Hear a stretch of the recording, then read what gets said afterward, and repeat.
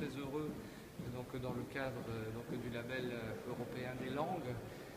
d'avoir pu récompenser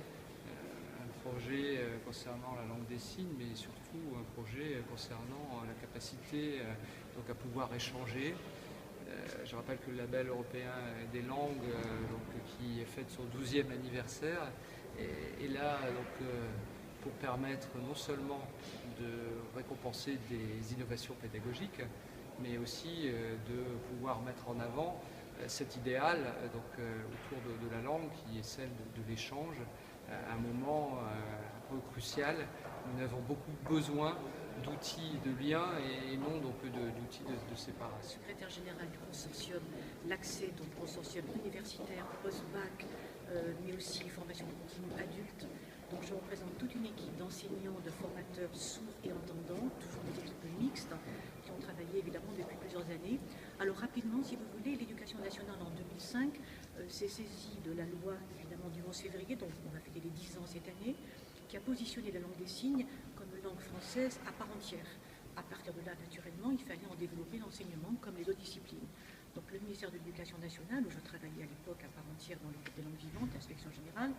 a développé les programmes d'enseignement de la LSF, a créé des options LSF au baccalauréat et en BTS, a ouvert le CAPES de langue des signes pour donner la possibilité à des personnes de devenir professeurs certifiés de cette langue,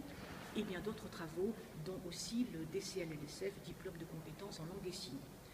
Donc, à partir de là, si vous voulez, les choses sont mises en place, dans l'éducation nationale, bien sûr, et les universités sont alors saisies de leurs responsabilités, entre guillemets, et au sens évidemment noble du terme,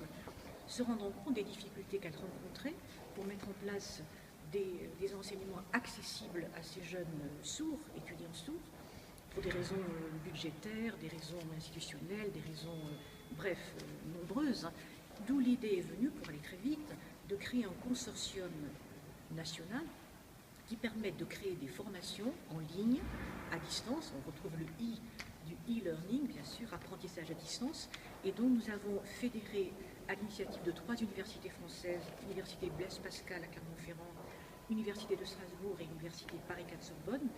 Nous avons fédéré des équipes qui ont mis en place en ligne des formations accessibles, rendues accessibles pour ces publics.